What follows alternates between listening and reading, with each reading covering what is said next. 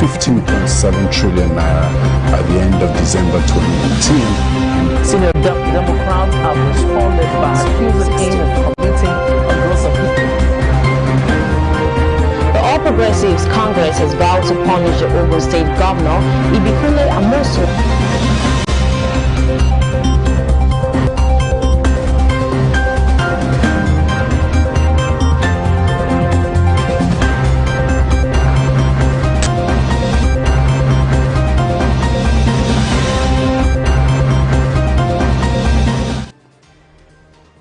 Welcome to News Desk on Celebration TV Network. Here are the news making the headlines. Federal government making federal hospitals use made in Nigeria syringes, needles, says ENQUIRY. African presidents arriving in Jamaica ahead of Debbie's funeral ceremony. A decisive decade for tackling climate change, says Joe Biden. The NDPHC Disco signed agreement on 250 megawatt stranded power. Messi's double fires Barcelona to victory over Getafe. I am Sherry Quinsley Brima, and we'll take a very short break right now. When we get back from that break, I'll be bringing you the news in full. Do not go nowhere.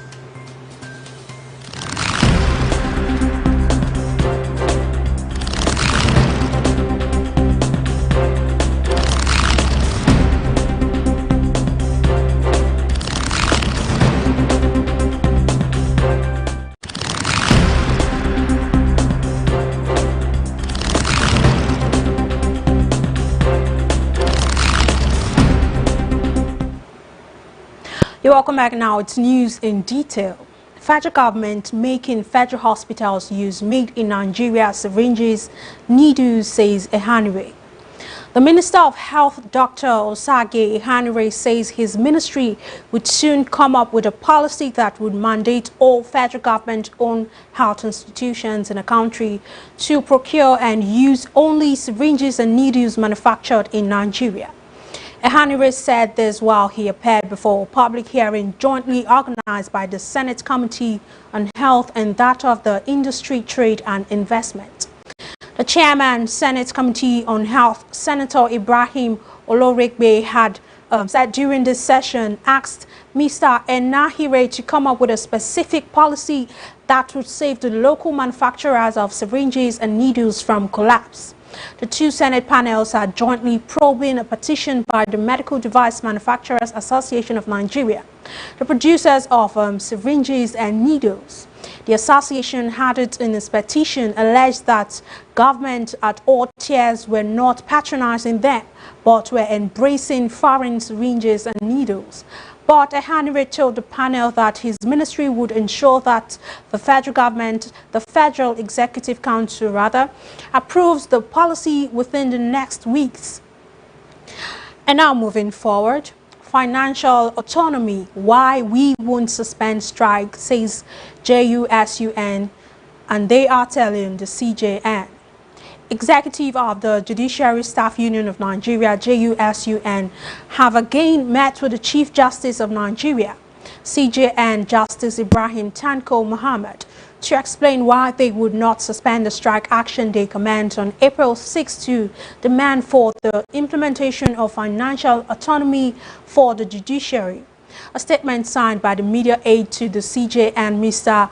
Ahuraka Isa, disclosed this that when the meeting held, Isa said the essence of the meeting was for the JUSUN leaders to give feedback to the CJN on his recent demand on the union to call off the ongoing strike that has paralyzed judicial activities across the Federation.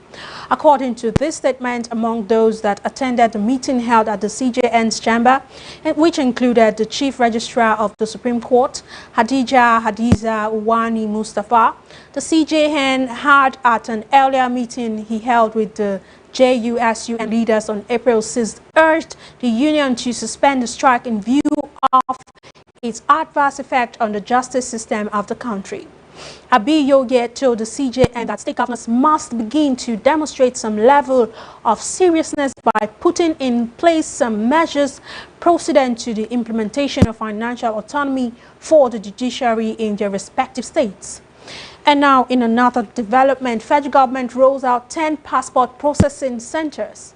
The federal government announces various measures to address passport scarcity and racketeering by immigration officials and their collaborators at the nation's passport offices. The government said 10 special passport centers would be opened in the coming weeks to fast-track booklets processing, noting that the goal was to have one in each local government, university campuses, institution of higher learning, and other places. The Minister of Interior, Ogbeni Rauf Aregbesola, who disclosed this in Abuja after a meeting with the Comptroller General of the Immigration, Mohammed Babandede, and passport control officers, said undercover operatives wearing body cameras would also be deployed in all passport offices to detect and report any form of solicitations, inflations, improper communications, extortion, diversion, hoarding, and other corrupt practices. He insisted that no applicant would be made to pay any illegitimate fee. The racketeering and extortion at passport offices and the inability of Nigerians to obtain the booklets they paid for. Aregbesola confirmed the situation, noting that the passport issuance was challenged by shortage of booklets, toutings, racketeering, cost inflation, and passports being issued to ineligible persons. And now this is news coming from around Africa. African presidents arrive in N'Djamena ahead of Dabi's funeral ceremony. Niger's President Mohamed Bazoum touched down in the Chadian capital N'Djamena a day before the funeral of the late Chadian President Idriss Déby. Déby died after sustaining injuries on the front lines against rebels. The late Chadian president's funeral ceremony is slated for today at the Palace de la Nation in the capital. The ceremony will then move to the Grand Mosque, also in N'Djamena, before the mortal remains are taken to Amjara's city for the burial. Already, the Guinean head of state Alpha Condé and Mali's interim president Ba Ndao are in N'Djamena for the funeral ceremony. Other presidents are expected. The death of President Déby, who's been in power for 30 years, has opened a period of uncertainty for Chad. The Central African nation is threatened by the rebellion and also within the regime. And now news still coming from around Africa. DR says not Kivu to start COVID vaccination. Congo launched its COVID-19 vaccination campaign after a more than a month delay because of concerns about the AstraZeneca vaccine safety. The 60,000 vaccine doses arrived in Goma, capital of North Kivu province, on a cargo plane from Kinshasa. North Kivu has recorded the highest number of coronavirus infections after the Democratic Republic of Congo's capital. Eugene Nzanzu, the provincial health minister, says COVID is endemic and they will live with COVID-19. So, to protect themselves, they have the vaccine, which is one of the means of protection. He added that it is therefore important to receive it and to follow the instructions that come from the authorities and not to follow everything that is said on social media, because it is a vaccine that is administered elsewhere that they have been administering in Kinshasa. Right now, we'll take a very short break. When we get back from that break, I'll be bringing you updates from the United States. Do stay with us.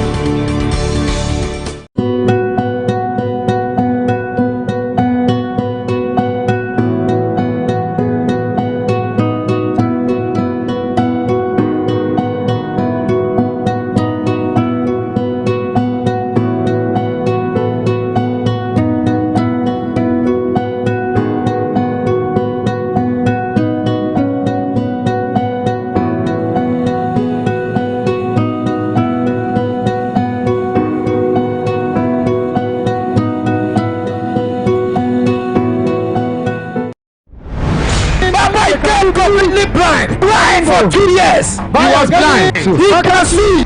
Yabika. Papa, look at. He was blind. God has done it. He was blind. He was blind. He can see. Shout Jesus. An outpour of the Spirit as tears of revival. The wonder-working power made visible. Who's Henry? My younger brother. Who's Imba? Now our last born. What's Mopo 20? Mopo 20. Yes, that's your stay. Barracks. Yes, sir. That's where you stay? Yes, sir. Be restored. Power. Hey! Impact 2021 FCT Abuja with Apostle Johnson Suleiman. Johnson Suleiman is my name, and I hope this message meets you well. Do you live in Katsina? Do you live in Kaduna? Do you live in Kano? Do you live in Niger State? Do you live in the northern axis? Be my guest as I come to Abuja. We are coming to the old parade ground for 2 days standing move of God's Spirit. Date 6th and 7th May 2021. Time Thursday 6th May by 8 a.m. and 4 p.m. Friday 7th May by 8 a.m. and 11 p.m. all night long GMT+1. Venue Old Parade Ground, Area 10, Abuja, Nigeria. For inquiries, please call. I'll see you at the old parade ground for Impact 2021. Your time has come.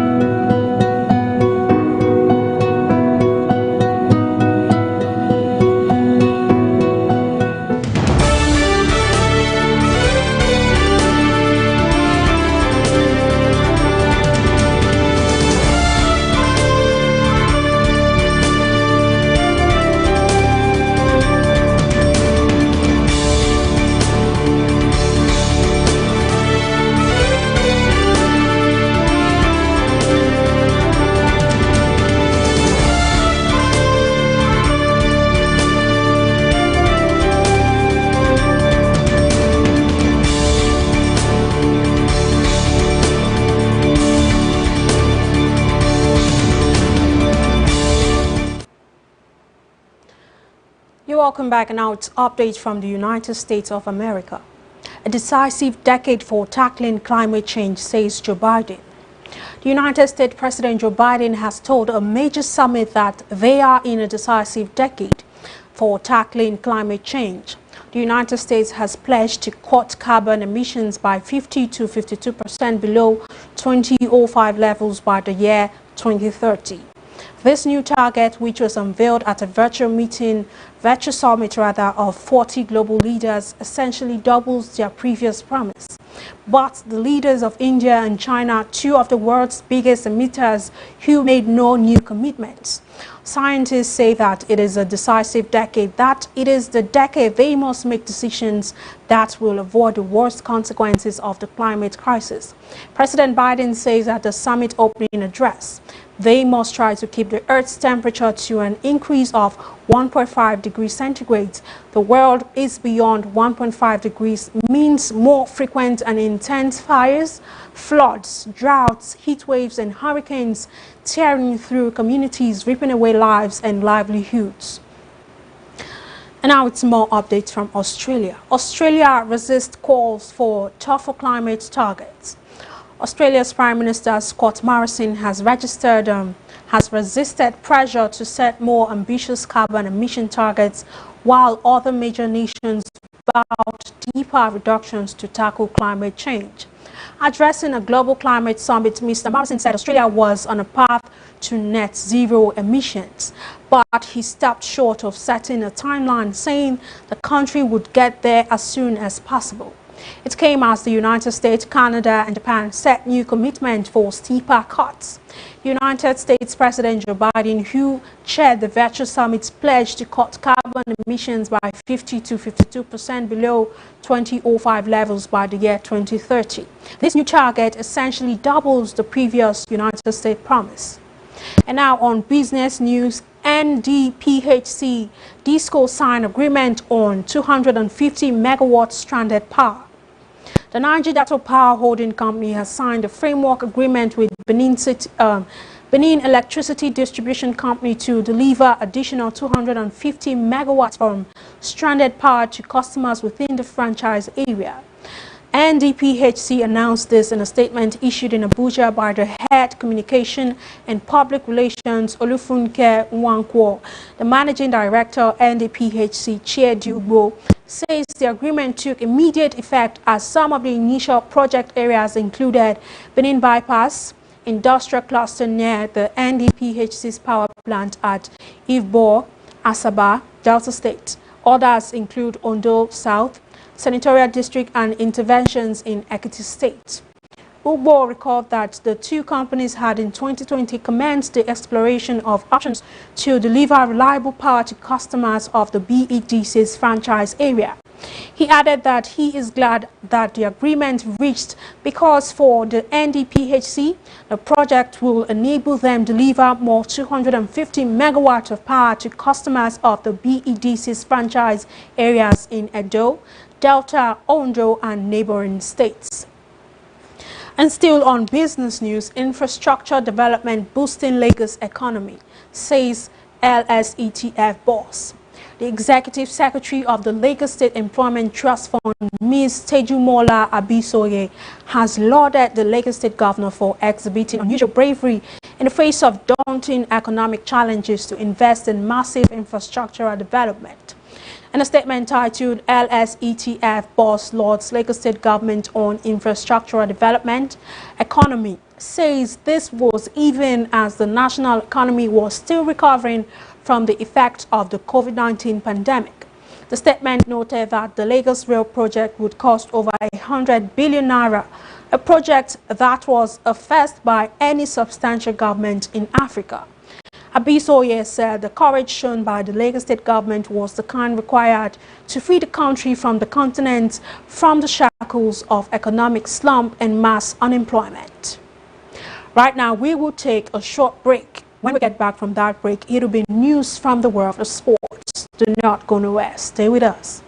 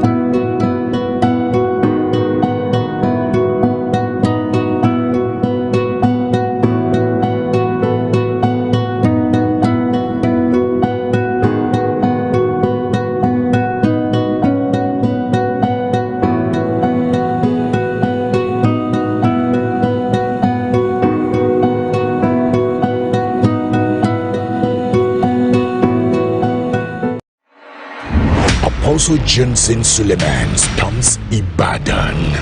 Do you live in Ogun State? Do you live in Ondo State? Do you live in Osun? Do you live in Lagos? Be my guest as I come to Oyo State, Ibadan. Make a move that will propel your generation. You've carried so much load, but God says He has come to help you. Who is Victor? Your first son. Miracle jobs will begin to locate your children. There's going to be a mighty move of the Holy Spirit. I'm coming with my wife. Who is this woman walking? There is a miracle here. Tell me. For 18 years, this This woman could not walk except with the aid. She could not walk without the crutches. Not walk without a crutch. Come, let her walk now. Yes. Walk now. Walk now. So many miracles happening here. Look at another crutches again inside the crowd. It's a time of refreshing and revamping. Join me for Impact 2021 Ibadan or your state. Generational Impact Ibadan 2021. Date 27th and 28th April 2021 by 7 a.m. and 3 p.m. daily GMT+1. Venue Indoor Sport Hall, Liberty Stadium, Ibadan, Oyo State, Nigeria. For inquiries, please call. Your time has come.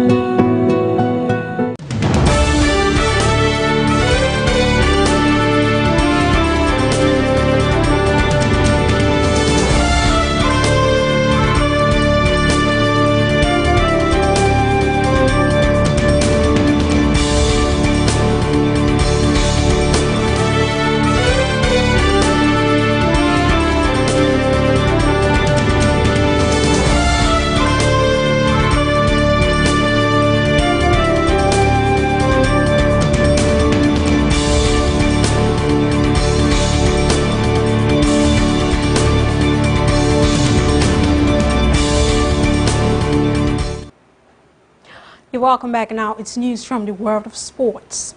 Messi double fires Barcelona to victory over Getafe.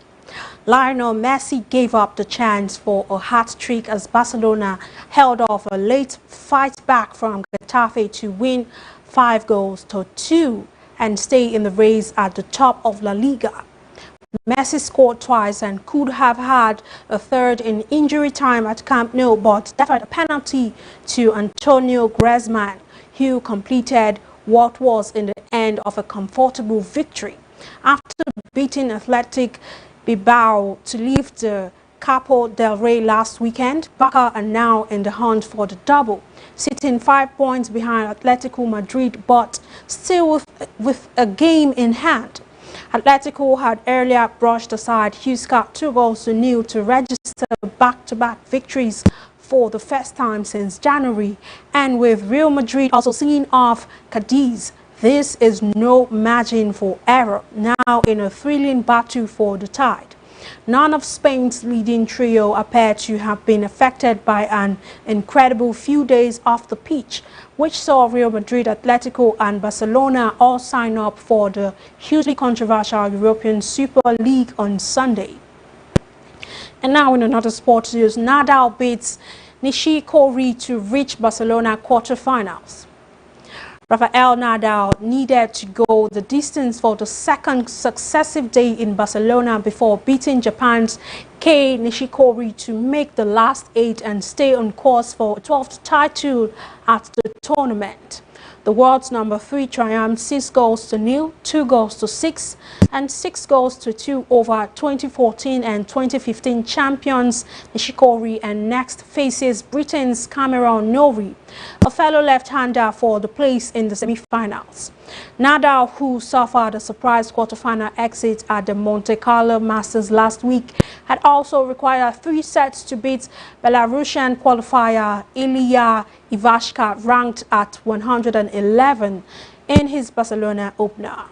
Former world number 4 Nishikori, now down at 39 in the ranking, was left to regret converting just 2 of 13 break points carved out against the man who also beat him in the 2016 Barcelona final. World number 58 Norrie progressed when Belgian 8 seed David Goffin retired with a right leg injury in the second set. Nadal beat Norrie in their only previous meeting in straight sets in the Australian Open third round in February. And now before the recap of the headlines, let's take a look at the weekend's pictures. The biggest leagues in Europe see her giants battle for the race to be crowned king. The battle continues this weekend.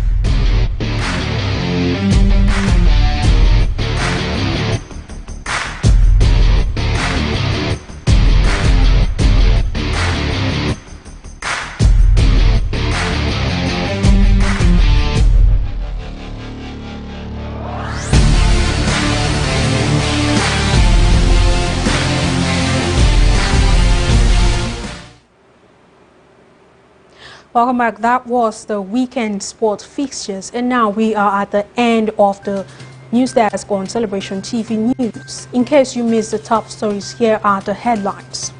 Federal government making federal hospitals use made in Nigeria syringes, needles, says ENQUIRY. African presidents arrive in N'Djamena ahead of Debbie's funeral ceremony. A decisive decade for tackling climate change, says Joe Biden. NDPHC Disco sign agreement on 250 megawatt stranded power. Messi double fires Barcelona to victory over Getafe. And now it's time for the photo of the day. If you look closely, there is a staircase, but the author preferred to scale through. This shows that even with the right access, some persons would still want to avoid due process. You can share your thoughts about that photo of the day via our social media platforms. On Facebook, we are Celebration TV. On Instagram, we are My Celebration TV. And on Twitter, we are Celebration TV. Also on YouTube, we are Celebration TV. Always bear in mind that your positive contribution to the wellness of the society you find yourself in or the organization you work in defines your leadership mark. As an individual who knows what to do and do without expecting to be pushed has backed his way to success. Be it known today that everything we do, think, feel and believe either has a positive or negative effect on humanity and our national well-being. Be a part of nation building today. I am Sherry Quincy Brima, and it's goodbye.